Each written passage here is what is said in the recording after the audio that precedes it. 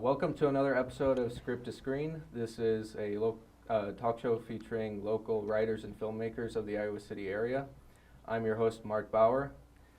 It's been a while since I've done a show, but when I got the opportunity to do one, I knew exactly who I wanted to have on. They're friends of the show. They're friends of PATV. So please welcome Alosha Robinson and Carter Davis. So you guys are both students at the University of Iowa. Mm-hmm. So what are you studying, Alosha? I study arts management and theater arts. Okay. I'm going for a double major in computer science and English. And mine's also a double major. I didn't say that, but Carter's not better than me. On the same level. Glad we got that down. So I know, Alosha, you've got an interest in theater. Mm-hmm. So was that something that you wanted to study at some point? Or? When I came to Iowa, I was an English and business double major.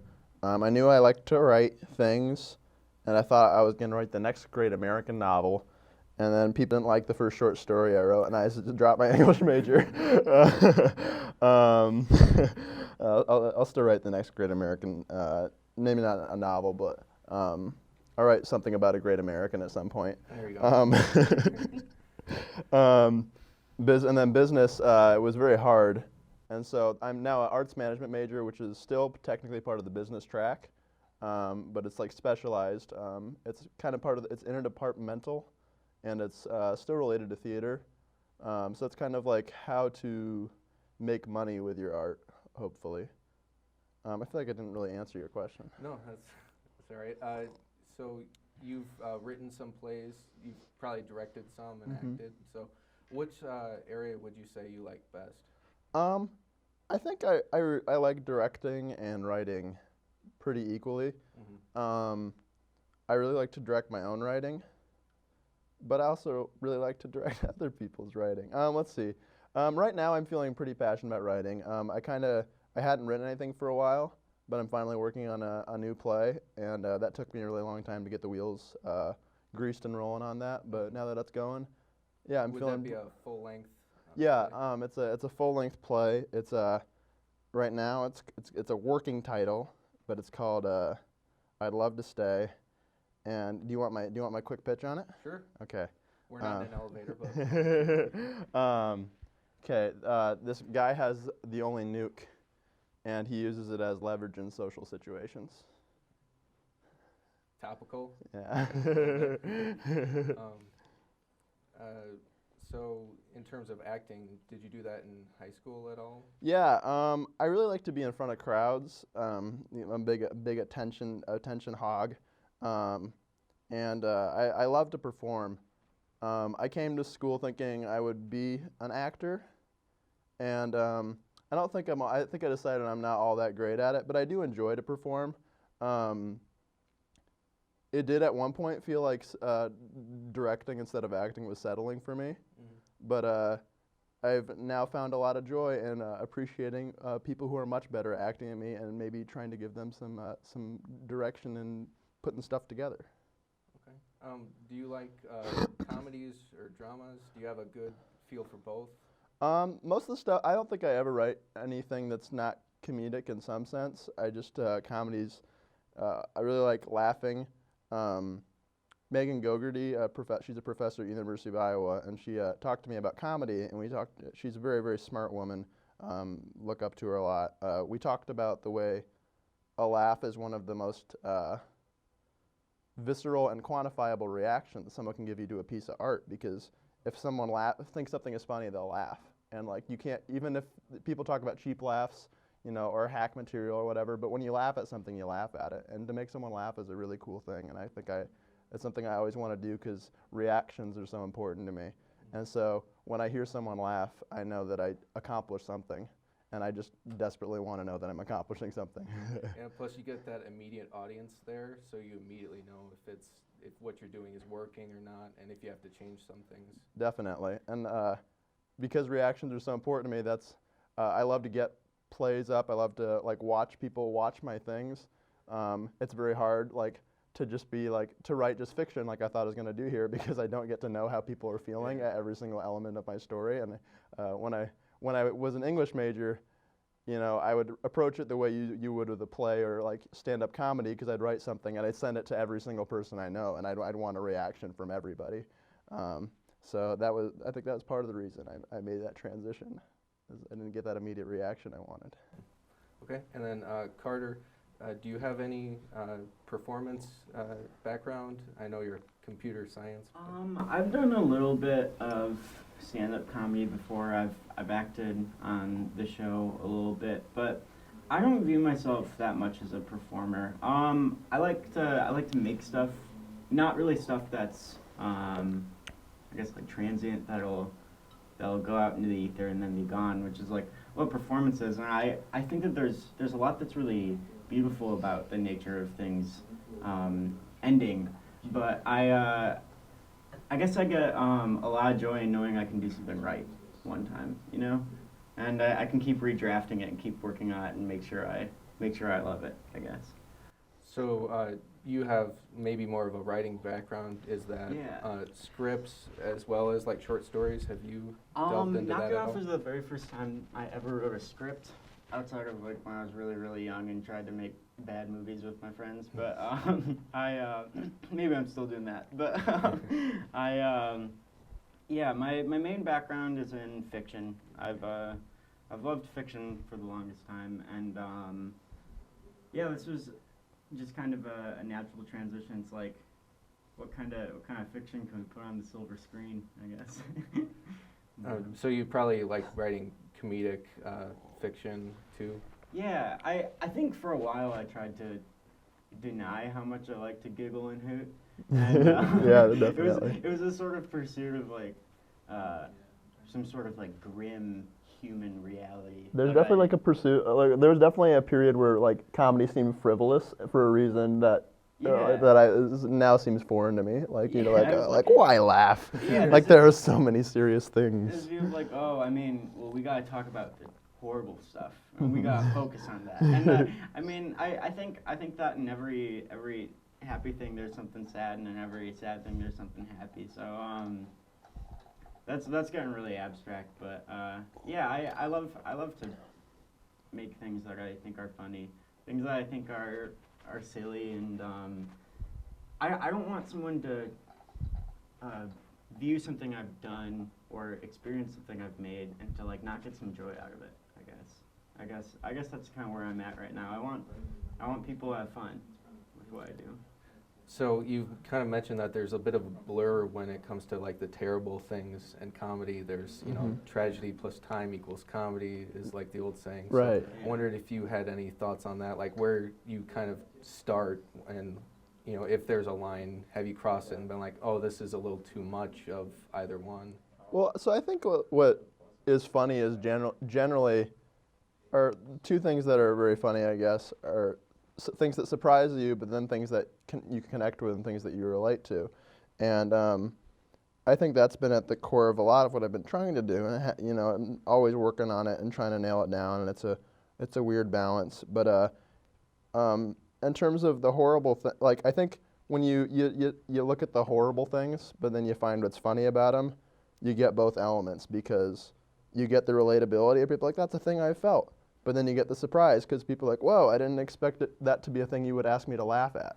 Mm-hmm. I think this might be a little bit silly to say, but I kind of feel like what we've been trying to do, at least with this project, is to wonder like if there is tragedy, and like looking at it from this very conditional sense where it's like, if for instance in some of our sketches the joke is that like something horrible is happening but everyone's fine with it, and that idea of like we just keep going, and then other ones there's nothing horrible happening, but no one's happy. Yeah, everything seems very dire. Yeah, just like toying with that conception of, what's bad and what's good, I guess. So you've mentioned that you've collaborated on a project together. When would you say that you guys first met or started working on things? So Carter and I lived on the same floor our freshman year. We lived on the writer's floor at the University of Iowa. Our good friend John Graff was our RA, our resident. What's that? What's the A Arithmetic. for? Our resident arithmetic. And Carter and I actually weren't really pals. We talked every once in a while, but we weren't really good pals. We ran a different packs. I left a lot of booby traps for him, and he never walked in. Yeah. Well, one got my toe, the big toe. That's That true. was Bear trap, yeah, swelled up horribly. But the main interaction that Carter and I had that I remember is I sang a "They Might Be Giants" song at the water fountain. It's I palindrome I, and the lyric was "One day mother will die and I'll get her money," and then Carter sang the second half of that, and we didn't talk very much, and it was like a kind of it wasn't at the top of their catalog, it wasn't at the bottom of their catalog, but it was somewhere in between the top and the bottom of their catalog, and I was like, oh wow, you know that song? Yeah, And Carter, what'd you say? Well, I said, sorry, I gotta get out of here, and I hightailed it. Yeah, and took us. Then Carter moved into my house last year, Oh yeah. and that was No kind of announcement. He just showed up. yeah, He's like, it "I'm was here now." terrible. That was actually right after that song. No, but he did. We had one of my roommates who was also on that floor. He was going abroad. He's going to a completely different country than the one we're currently in. And Carter came to my house. He moved in because he was in the dorms. He wanted to get the hell out. Oh, I wanted to scram. And that's when we became really good friends. Our And that's when we came up. relationship is based on desertion. But that's when we actually came up with the show. Is basically when he moved into the house. It was so cold.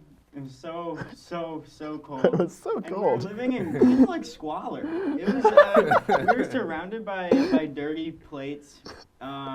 Actually, nothing else was squalor about it. We just were messy brats. Yeah. And, but we had this sense of like, it's bad.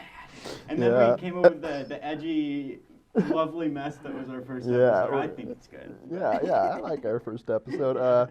When we came up with that show, Carter and I were definitely in very different spaces than we are now. I know I for sure was. I was a pretty blue boy. Wasn't feeling super big. I was feeling pretty small. My room was a very scary thing. My room. It just kept getting messier and messier, and it had a mattress right in the middle of it, and that was essentially like the center of the room, and then everything else was like garbage and clothes, and I just didn't feel like it was a thing I could ever clean, and it was a thing I resigned to that I would live in for the rest of my life. And one day when many months later, I literally lived in this insane room, just a crazy room for like 6 months. When I finally cleaned it, I started cleaning that day at 9 a.m. and I finished at like 10 p.m. It was a thing I did the entire day. And after I picked up all of the clothes, threw away all the trash, there was sediment. Just the entire floor had a layer of sediment like this thick. And it took me like 4 dustpans full to get all of the sediment out of my room. Erosion, I think, was the cause. Do you think H.R. Giger would be pretty comfortable in that room? He's invited. So you mentioned it a little bit, this project that you're working on. It's called Knock It Off. Mm-hmm. So let's get a little background on that. It's our goofball show. It's a sketch comedy show Yeah. at its core. We like sketch comedy a lot. Sketch comedy is a really cool art form, but we were also feeling sad, and we were thinking, I don't feel like I've seen a lot of sketch comedy that's like thinking about these things, but also giving it to you in this short vignette format. Yeah, and there's something very like tawny and muscular about the sketch, I guess. It feels like every component of it needs to be there.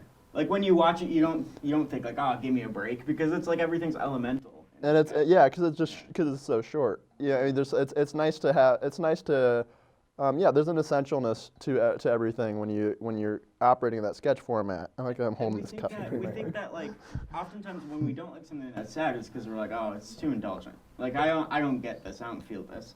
And so we were thinking about like, what if we took this really rigid structure that's like designed strictly to make people laugh, and then tried to inject some of that, like. And the indulgence still ended up being there, but It's very indulgent,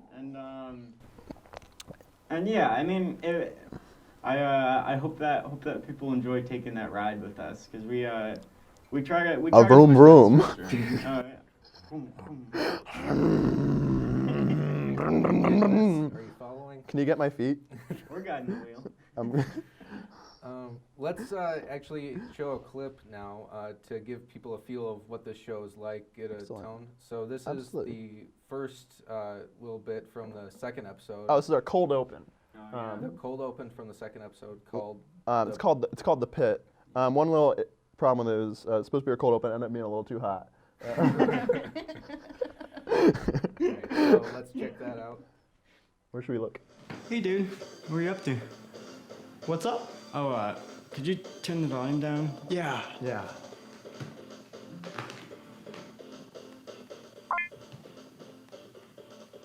Have you been out back today?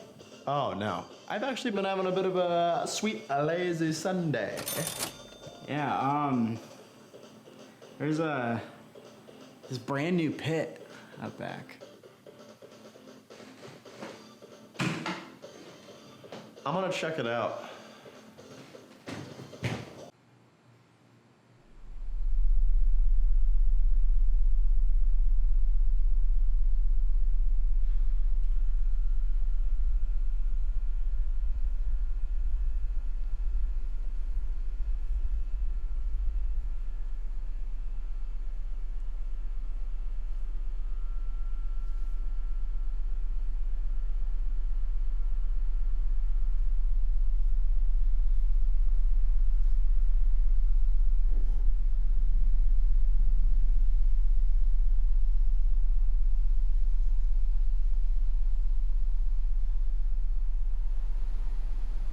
Yeah.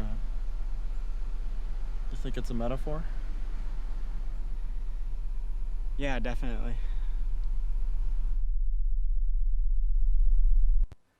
How about that, guys? That was Wow. pretty interesting. You got Lev. Lev, Huh. have you been here since your Yeah. last appearance? You guys got good guests here. I haven't. I have walked around here though. It's good to see you, Walked man. around the building, but I haven't You been walked in. around the building? I've been near it. Okay. Good to have you. So, is there like you coming in on the show? Are you excited about Knock It Off? Is that what you're here for? Or? Oh yeah, I'm excited. Yeah, that was a great clip. Did you guys see that Yeah, clip? no. Wow. You must have snuck in during the clip. Yeah, I wish I could yeah. have looked at something else, but it filled my field of vision. Yeah. When they roll the clip, it just covers your eye. We're in a VR chamber. Yeah. Yeah, I mean, like, Knock It Off is such a unique thing. There's so many different. We're doing so many different types of things at Knock It Off. It's a very exciting project. Yeah. Do you want to discuss like what's your involvement specifically? I shoot everything and edit everything, and yeah, I ruin it all. A lot of casualties. I basically anything, like these guys handle the writing and directing, but anything else that's like part of like forming the actual like the material of the show, it basically gets laid on my hands. So like, I mean, like I did the opening credits. I handle all the visual effects. I do all the color grading, like everything that in terms of actually like making the product. Lev is the bread, the butter, and the plate. Like And that. we're a bunch of spoons. we're spooning up the bread. Spooning up the butter bread. I'm running out of water. You gonna steal? Wait, I'll give you a little too. Socialism is at play here. You can grab some of that for real. So let's New talk America. about the writing process a bit. Does one of you come up with an idea and then run it past the other, or do you come in with a completed sketch and then kind of edit?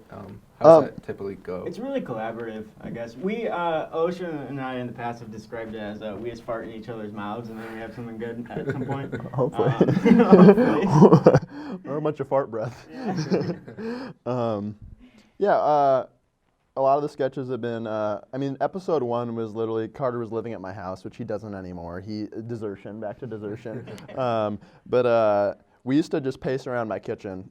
We would, like at night, we'd crack open a brew and just pace back and forth in my kitchen for hours and just be like, what about this? And like, that's kind of funny. And then we'd Yeah, and then the farting would begin. Our mouths would crack wide open. More people started showing up to the house because those people normally lived in the house and when it wasn't on break. And when we were in this mode, they would come down and they'd sit around near us and then they'd go upstairs. They go back upstairs. They'd be like, they're like, there's no way to potentially interact with this. So, do you work with Lev once it's written, before you even shoot it? Are you guys, all three of you, working together? Like, how can we piece this together and make it more interesting visually? Definitely. Lev, we value Lev and his perspective a lot, and we don't want to ever make it. Sometimes we make something Lev doesn't like, but like in general, we always want Lev's approval. And in terms of like shaping it, I'd say Lev is pretty much. We sometimes have some ideas in terms of how we want things to look, but in terms of like creating the actual visual product, I'd say Lev is a massive voice in He's the that. one who makes it like a real thing. Mm-hmm. He makes it the actual thing instead of just our ideas that are circling around. Yeah, at the end of the day, I basically just consider my job to be to execute what it is that they're passionate about making. Like, there's always discussion about what it is that they want to make before we make it, and we talk about it and stuff. And like, I remember it leading up to the first Knock It Off when Alosha pitched me first the idea of doing a sketch show and the fact that he wanted me to film it, and then he would just describe each of the sketches to me very excitedly. And whether or not like I entirely got the sketch, Alosha's excitement was enough to convince me. Like, it was like, all right, you're committed to this, okay? I'll help out. And so it's just a process of me trying my darndest to help them realize whatever it is they want to realize. When we're on set, Lev is just constantly saying swear words. He's cursing. He's always got a cup of hot water, just boiling hot water, and he never drinks it. I spill it everywhere. Yeah, he just What? Don't surprise him. So when it comes to performers in these sketches, do you guys have recurring people come back, or do you have an idea of who you would like for a certain sketch? I just want to use this as real quick. One thing I'm so grateful for that in this an opportunity I'm so grateful for in making Knock It Off is that Iowa City is full of truly remarkable talent. In terms of performers, like I said, I don't fancy myself a very good actor.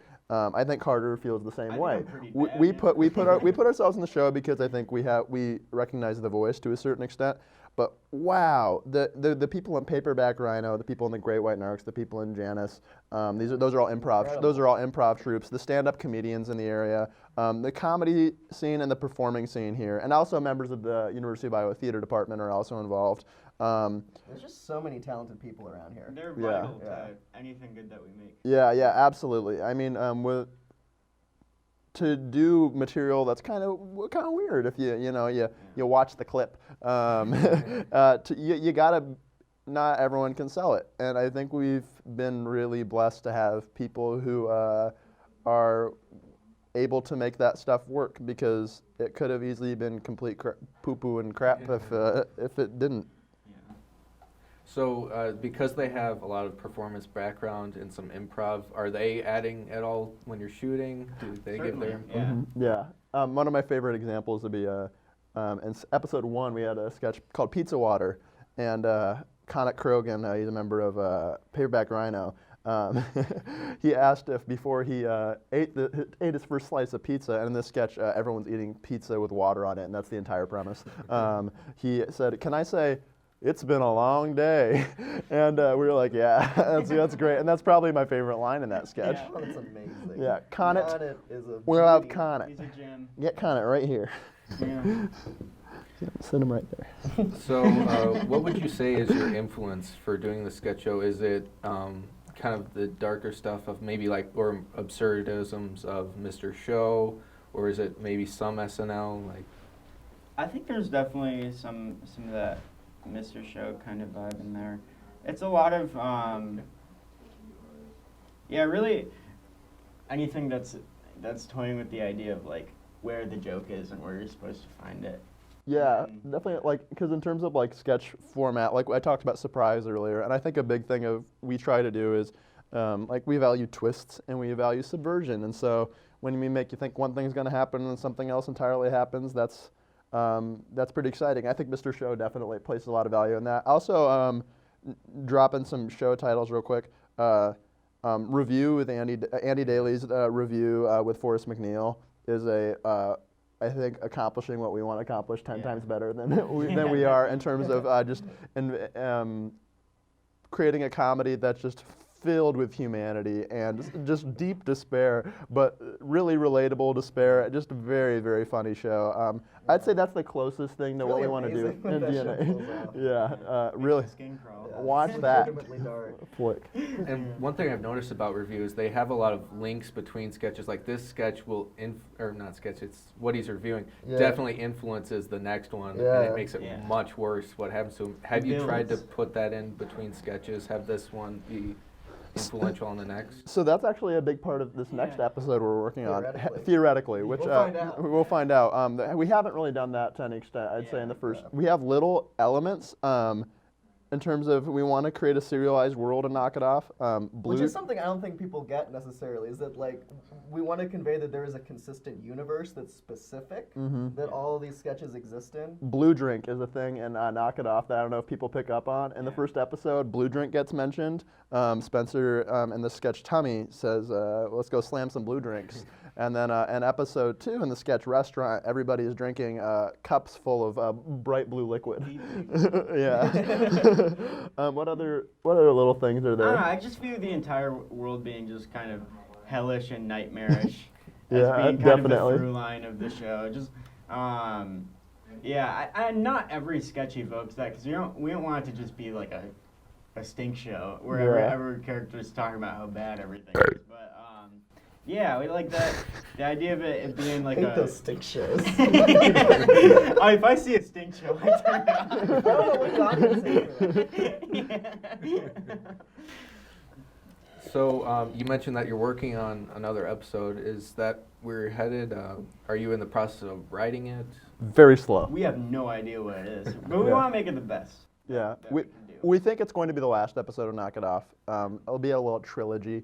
Maybe we'll make some other We'll stuff. resolve all the arcs. Yeah. Take that David Lindelof off. It all ties together. Reveal all the secrets. You guys will realize each one of these sketches had an insanely complex meaning that fits. Yeah. No, but we do plan on this being the last one, so we just we're proud of what we made, and I can't imagine making a fourth one, honestly, where I am right now. And Carter's going to be going off, Lev's probably going to be going off. I'm going to be stuck here in Iowa City by myself next year. We just want to do a really good job on our third one and have it be a cool body of work.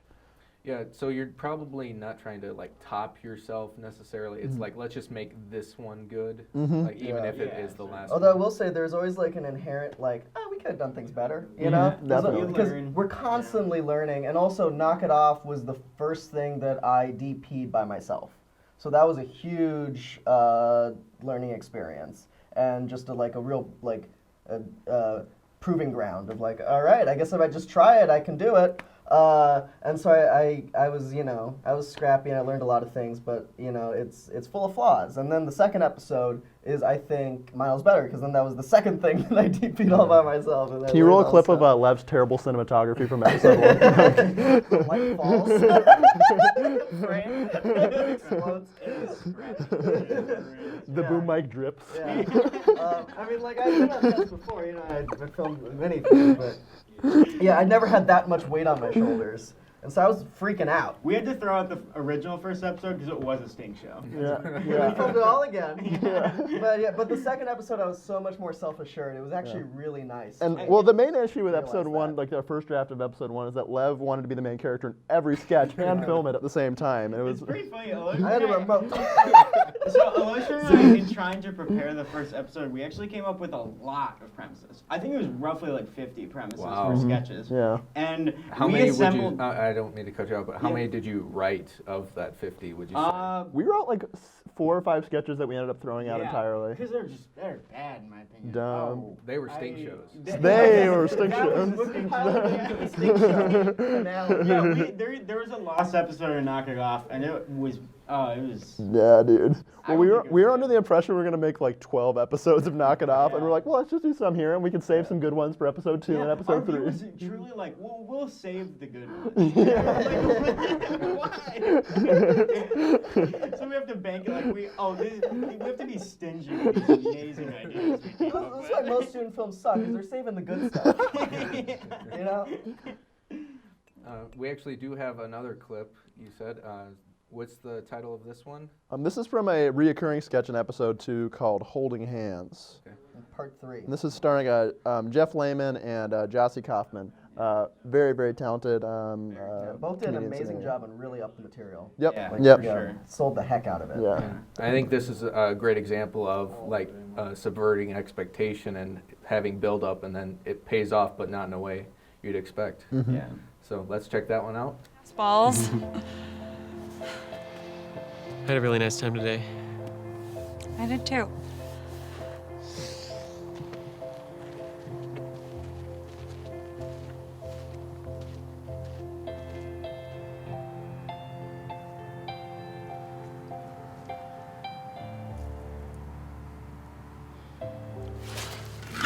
Watch out!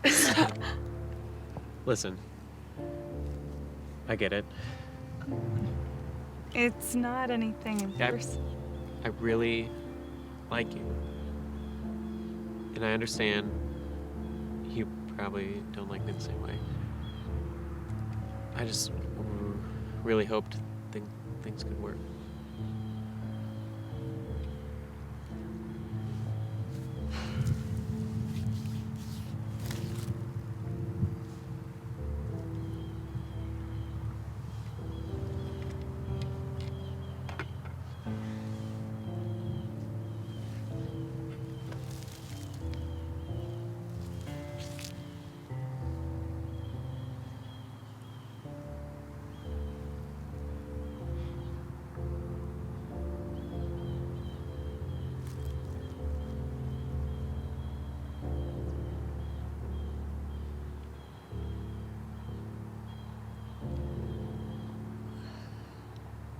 The reason I couldn't hold your hand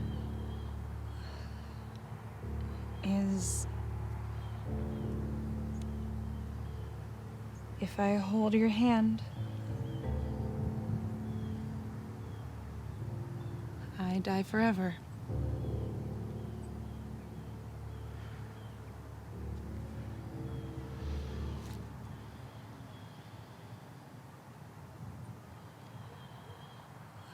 Yeah, no, but in seriousness, that was a sketch that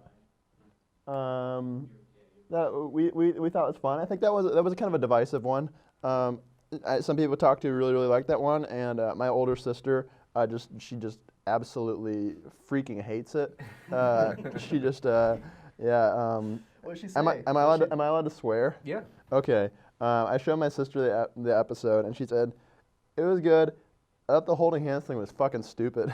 And yeah. And I was like, I have a friend from my hometown, a wonderful boy, and I've been good friends with him for the longest time. And his views on comedy are a little more traditional. And I showed him episode 1 when it came out, and he said like, "This is impressive. There's like high production value here. It feels like a real thing." And I said, "Cool." And then I said for a while like, "Oh, you should watch episode 2." Like I think episode 1 was good, but I think episode 2 maybe gets a little closer to what we wanted. And there was one time I met up with him for lunch after not seeing him for a while. I said, "I watched episode 2. I finally got around to watching it." I was like, "Oh, what'd you think?" He was like the first one better. I was like, I totally understand. wait, which friend was this? What? Which friend was this? Oh, Matt. Oh, gotcha. Love Cool. him. Yeah. And I'm sure you guys would agree that when you get a sketch show, it's not all the same. You know, this sketch isn't going to have the same tone as this one, so you're going to get some divisibility between sketches, and you're Yeah. probably aware of Yeah. that. And so when people say, "I didn't like that one," well, it's not one that they were interested in, but you're glad that it was still a part of the show. Definitely. Oddly enough, I think Holding Hands is probably one of the more successful sketches in the second episode because of its payoff. Because there's two lead ups to it, which I can perfectly well see people saying that's dumb, that's goofy. Yeah, But then like where that was heading to, I think like really justifies it in a funny way. Feel free to watch the episode 2. That'd be really awesome. If anyone checked out Knock It Off if they haven't. But the general premise of the first 2 installments is that Jeff Lehman's character is hanging out with Jossie. They're good friends. Jeff wants to hold Jossie's hand, and then when he would reach for her hand, she would pull out a funny object. She pulls out some movie tickets. She pulls out a baseball bat. They play some ball. They watch a flick. Everything but hold hands. Yeah. And so at the end, when she pulls out this water gun, it seems like the third step in a sketch comedy traditionally follows that 3-step escalation. But then this gives you that third step, but then it subverts your expectation. It's not an amplification. Instead, it's a revision of the things that you saw before. It's really dark. Yeah, and it turns out that these people will never talk to each other again. Yeah. Maybe. I think there's an emotional potency to it that's oddly real. And I think part of what amplifies that is the score, which is done by Carter's friend. Oh yeah, Grant. Yeah. Mm-hmm. Yeah, and he had a friend who came in and played piano. He did a beautiful job. It was wonderful. Yeah. Grant did a knockout job. Really excellent. One thing that all of our show is just so bad without music. Oh. Yeah. And I don't think a lot of people realize that we have an original score. We have an original score done by Carter's friend Grant, and the score is really essential to the show. Really When we watched our first episode without music, we screened our first full episode put together. There's no music, and there's just this long silence after we screened it. We're like, And I being the optimist said like, I mean, it's not bad. Maybe the pessimist. I was saying I knew it'd never work all along. Prove it to you guys. Absolutely.